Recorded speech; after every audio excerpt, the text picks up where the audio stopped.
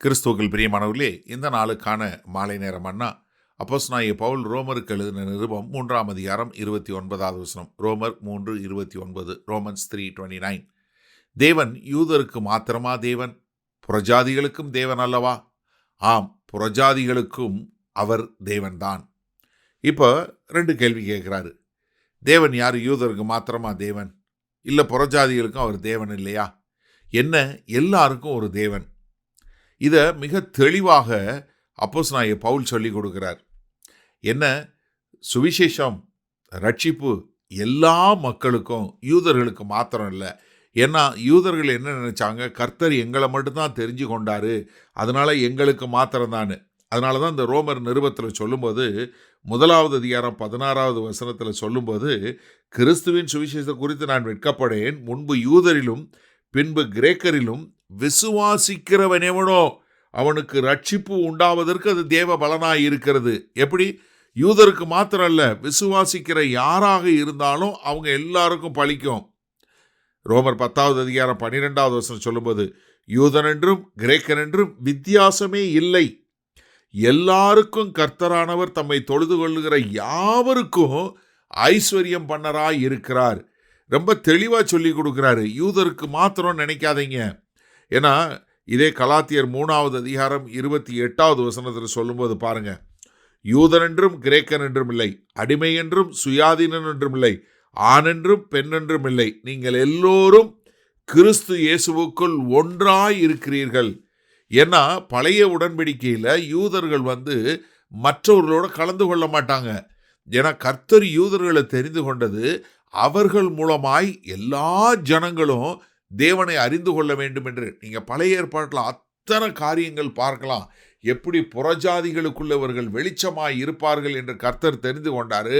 ஆனால் அவர்களோ இது என்னமோ தங்களுக்கு ஒரு தனிப்பட்ட எக்ஸ்க்ளூசிவ் கிளப் மாதிரி மாற்றிட்டாங்க. அதனால் இங்கே என்ன சொல்கிறாரு, இல்லை இது சுவிசேஷம் என்பது எல்லா கட்டுகளையும், எல்லா பேரியர்ஸ் என்று சொல்லக்கூடிய எல்லா தடைகளையும் உடைத்து விசுவாசம் என்கிற ஒன்றின் மூலமாய் எல்லாரும் இணைக்கப்பட்டு ஒரே தேவன், சகலத்திற்கும் ஒரே தேவனாய் இருப்பார். இதைத்தான் ரகசியம் சொல்றாரு. எபேசியர் 3வது அதிகாரம் 6வது வசனத்தில் சொல்லும்போது, இந்த ரகசியம் இப்பொழுது அவருடைய பரிசுத்த அப்போஸ்தலருக்கும் தீர்க்கதரிசிகளுக்கும் ஆவியானவராலே வெளிப்படுத்தப்பட்டிருக்கிறது போல முற்காலங்களில் மனுபுத்திரருக்கு அறிவிக்கப்படவில்லை. எது? அது என்னவெனில், ரோமர் 3:3 பாருங்க. அது என்னவெனில், புறஜாதிகள் சுவிசேஷத்தினாலே உடன் சுதந்திரருமாய் ஒரே சரீரத்திற்கு உள்ளானவர்களுமாய் கிறிஸ்துவுக்குள் அவர் பண்ணின வாக்குத்தத்தங்களுக்கு உடன் பங்காளிகளுமாய் இருக்கிறார்கள் என்கிற இந்த ரகசியத்தை அவர் எனக்கு வெளிப்படுத்தினார். அப்ப என்ன, இப்போ சுவிசேஷம் என்பது ஒரு சிலருக்கு மாத்திரம் அல்ல, இது எல்லாருக்கும் என்று சொல்லக்கூடிய ஒரு காரியத்தை சொல்லி கொடுக்கிறாரு. சரி, இந்த நாளில் இந்த வசனத்தை நம்ம எப்படி எடுத்துக்கொள்வது? அதாவது கர்த்தருடைய உடன்படிக்கை என்பது இஸ்ரவேலுக்கு மாத்திரம் இல்லை, எல்லா ஜனங்களுக்கும் என்று வரக்கூடிய ஒரு காரியம். இந்த உடன்படிக்கை எப்படி எல்லாருக்கும் ஆகுது? விசுவாசத்தினால. இந்த எல்லை யூதர்களுக்கு மாத்திரம் இல்லாமல், என்ன, நியாயப்பிரமாணம் மாத்திரம் இல்லாமல், எதன் மூலமாய் விசுவாசத்தினால தான் ரட்சிக்கப்பட முடியும் என்று சொல்லி மொத்த அகில உலகத்திற்கும் போகக்கூடியதா. அதனால தான் இந்த சுவிசேஷம் எல்லா குளோபலாக எல்லாருக்கும். ஏன்னா கர்த்தருடைய வாக்குத்தத்தம் என்ன, எல்லா தேசங்களுக்கும். ஏன்னா ஆதியாகமம் 12வது அதிகாரம் 3வது வசனத்தில் ஆபிரகாமுக்கு என்ன வாக்குத்தத்தம் கொடுத்தார் ஆண்டவர்? பூமியில் உள்ள சகல தேசங்களும் உன் மூலமாய் ஆசீர்வதிக்கப்பட்டிருக்கும் என்று சொல்லக்கூடியதா. அப்போ எனக்கு அருமையானவர்களே, கிறிஸ்தவத்தில் ஒரு எக்ஸ்க்ளூசிவ் கிளப் இல்லை. இப்போ நீங்கள் நினைப்பீங்க, அண்ணே நாங்கள் அப்படி இல்லைன்னே நீங்கள் நினைக்கலாம். யோசிச்சு பாருங்கள், உங்கள் சர்ச்சு தான் நீங்கள் பெருசுன்னு பேசுகிறீங்களா? கொஞ்சம் யோசிங்க. இல்லை ஒரு சில பிரிவில் உள்ளவங்க மற்ற பிரிவுக்கு போக மாட்டாங்க, மற்றவங்க அதை கேட்க மாட்டாங்க. ஏங்க, கிறிஸ்து ஒரே கிறிஸ்து தானே. அப்போ என்ன, நமக்குள்ள வேறுபாடுகள் இல்லாதபடி நாம் எல்லோரும் ஒன்றாய் ஒற்றுமையாய் வாழக்கூடியதா. அப்போ எப்படி இந்திய தேசம் எல்லா மொழிகளை கொண்டவர்களை அடக்கிய ஒரு இது போல இருக்கோ, அதே மாதிரி கிறிஸ்தவமும் அப்படித்தான். எல்லா விதமான கலாச்சாரம், எல்லா விதமான பண்பாடுகள் எல்லாம் உள்ள மக்கள் எல்லாம் விசுவாசத்தினால ஒன்றிணைக்கப்பட்டவர்களாய் ஒரே ஒரு உலகம் முழுவதற்கும் ஒரே ஒரு மிஷன் தான். அது என்ன?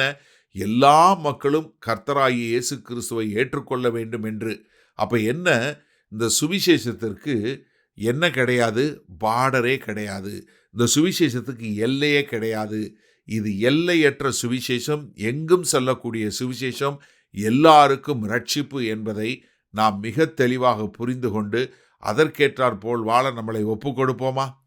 மகா கிருபையும் இரக்கம் நிறைந்த எங்கள் அன்பின் தகப்பனே, கர்த்தாவே, இதோ நாங்கள் பார்க்கிறோம் சுவிசேஷம் எல்லாருக்கும் இலவசம் என்பதை. அதனால ஆண்டவரே, நாங்கள் எங்களுக்குள்ள எந்த பாகுபாடும் பிரிவினை இல்லாம எல்லா ஜனங்களையும் உம்முடைய எல்லைக்குள் கொண்டு வர நாங்கள் எங்களை ஒப்புக் கொடுக்கிறோம். மீட்பரும் இரட்சகருமாகிய இயேசு கிறிஸ்துவின் மூலம் பிதாவே, ஆமேன். கர்த்தர் உங்களை ஆசீர்வதிப்பாராக. நாம் நாளை காலை தினசரி தியானத்தில் சந்திப்போம். Good night.